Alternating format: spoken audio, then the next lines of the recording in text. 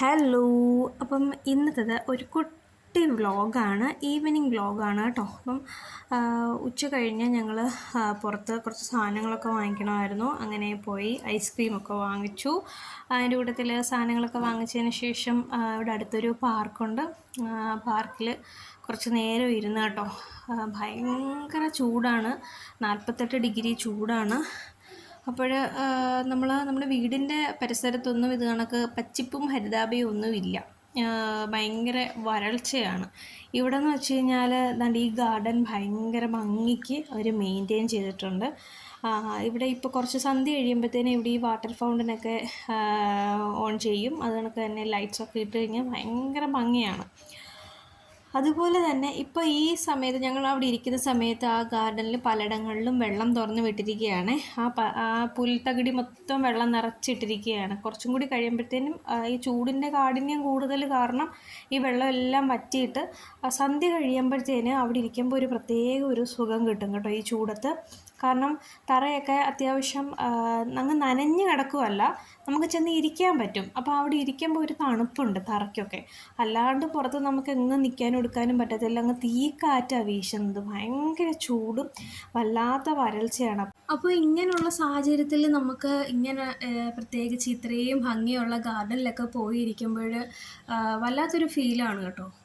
ഒന്നാമത് ഞങ്ങൾ താമസിക്കുന്ന ആ ഏരിയ എന്ന് വെച്ച് കഴിഞ്ഞാൽ ഒരുമാതിരി വരണ്ട് കിടക്കുന്ന സ്ഥലമാണ്. ഇത് കണക്ക് പച്ചിപ്പും ഹരിതാഭയും അങ്ങനെയുള്ള ഒന്നുമില്ല. അപ്പോൾ നമുക്ക് ഇവിടെ മക്കളുമായിട്ട് വരുമ്പോൾ അവർക്കും ഒരു സന്തോഷം, നമുക്കും ഒരു സന്തോഷം. ഒരു ഐസ്ക്രീമും ഒക്കെ വാങ്ങിച്ച് ഈ ചൂടത്ത് ഇങ്ങനെ കഴിച്ചുകൊണ്ടിരിക്കുമ്പോൾ അതൊരു വല്ലാത്തൊരു ഫീല് തന്നെയാണ്, അത് പറഞ്ഞറിയിക്കാൻ പറ്റത്തില്ല. അങ്ങനെ ഞങ്ങൾ വീട്ടിൽ പോവുകയാണ്. അപ്പം ഞങ്ങൾ വീട്ടിലോട്ട് പോകുന്ന വഴിയാണ് കേട്ടോ ഈ കാണുന്ന സ്ഥലം.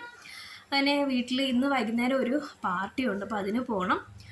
വീട്ടിൽ വന്ന് കയറിയിട്ട് കുറച്ച് ഫ്രൂട്ട്സൊക്കെ കഴിച്ചു കേട്ടോ. വേറൊന്നും നമുക്ക് കഴിക്കാൻ തോന്നത്തില്ല. ഫ്രൂട്ട്സ് കുറച്ച് കട്ട് ചെയ്ത് അത് ഫ്രിഡ്ജിൽ ഇങ്ങനെ എപ്പോഴും വെച്ചിരിക്കും. അത് എടുക്കുക, കട്ട് ചെയ്യുക, കഴിക്കുക. ഇതാണ് ചൂടത്ത് പൊതുവേ നമ്മൾ ചെയ്യുന്നത്.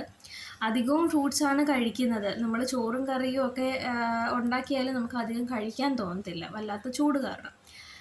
അങ്ങനെ വൈകുന്നേരം സന്ധ്യയായി, ഒരുങ്ങി ഞങ്ങൾ പാർട്ടിക്ക് പോവുകയാണ്. അതിൻ്റെ കുറച്ച് ഫോട്ടോ എടുപ്പിൻ്റെ ഷോയാണ് ഈ കാണുന്നത്. അങ്ങനെ വന്നു. അങ്ങനെ പാർട്ടിയിൽ നമ്മൾ ഒരു ഹോട്ടലിൽ ഒരു ഫുഡ് അറേഞ്ച് ചെയ്തേക്കുകയാണ്. ഓൾറെഡി അവരുടെ ബർത്ത്ഡേ കഴിഞ്ഞു. അതായത് തന്നുവിൻ്റെയും ദേവൻ്റെയും ബർത്ത്ഡേ ആണ്. അവർ ട്വിൻസാണ്, അവരുടെ 4th ബർത്ത്ഡേ ആണ്. അപ്പം നമ്മൾ വന്നു, അങ്ങോട്ടും ഇങ്ങോട്ടും ഫോട്ടോ ഒക്കെ എടുക്കുന്നു, വീഡിയോ എടുക്കുന്നു. അവിടെ കുറച്ച് ഷോ അത് എപ്പോഴും ഉണ്ടാവുമല്ലോ. നമ്മൾ ഒരിടത്ത് ചെന്ന് ഒന്ന് ഒരുങ്ങിയൊക്കെ ചെന്ന് കഴിയുമ്പോൾ നമുക്ക് ഫോട്ടോ എടുക്കണം എന്നൊക്കെ തോന്നുമല്ലോ. ഇതാണ് നമ്മുടെ കുട്ടിപ്പട്ടാളം. കുഞ്ചുവിൻ്റെ അടുത്തിരിക്കുന്നത് ദേവനും, കാഞ്ചി എടുത്തിരിക്കുന്നത് തന്നുവാണ്. ഇവരാണ് ട്വിൻസ്, ഇവരുടെയാണ് ബർത്ത്ഡേ. അപ്പം അങ്ങനെ നമ്മൾ സ്റ്റാർട്ടേഴ്സിലോട്ട് കടന്നിരിക്കുകയാണ്. സ്റ്റാർട്ടേഴ്സിൽ കുഞ്ചുവിൻ്റെ ബർത്ത്ഡേ പാർട്ടിയുടെ വീഡിയോ കണ്ടവരാണെന്നുണ്ടെങ്കിൽ അവർക്ക് മനസ്സിലാവും സെയിം ഐറ്റമാണ്. സെയിം ഐറ്റം എന്ന് വെച്ച് കഴിഞ്ഞാൽ ഈ നോൺ വെജ് തന്തൂരി സിസ്ലർ നമ്മൾ ഓർഡർ ചെയ്തിട്ടുണ്ടായിരുന്നു കുഞ്ചുവിൻ്റെ ബർത്ത്ഡേ പാർട്ടിക്കും. ഇവരും ഇത് തന്നെ ഓർഡർ ചെയ്തിട്ടുണ്ട്. ഭയങ്കര ടേസ്റ്റാണ്. പിന്നെ മെയിൻ കോഴ്സിൽ ഏതാണ്ടേ ഇത് കടായി ചിക്കനും പിന്നെ ബട്ടർ നാനും ആണ് കേട്ടോ. പിന്നെ റൈസ് ഐറ്റംസ് പുലാവ് ഉണ്ടായിരുന്നു, പക്ഷെ ഞാൻ എടുത്തില്ല. കാരണം ഞാൻ പറഞ്ഞില്ലേ, നമുക്ക് കുറച്ച് എന്തെങ്കിലും കഴിച്ച് കഴിയുമ്പോഴത്തേന് ചൂടായതുകൊണ്ട് തന്നെ നമുക്ക് പിന്നീട് വേറെ ഒന്നും കഴിക്കാൻ തോന്നത്തില്ല. എൻ്റെ ഒരു കാര്യമാണ് കേട്ടോ. അങ്ങനെ നമ്മൾ അവിടുത്തെ റൂഫ് ടോപ്പിലാണ് ഇരുന്ന് ഫുഡ് കഴിച്ചത് കേട്ടോ. അപ്പം അവിടെ നിന്നുള്ള വ്യൂ ആണ് ഈ കാണുന്നത്. നല്ല കാറ്റൊക്കെ ഉണ്ടായിരുന്നു, എന്നാലും നമുക്ക് ചൂടായതുകൊണ്ട് വലുതായിട്ട് ആസ്വദിക്കാൻ സാധിക്കുന്നില്ലായിരുന്നു.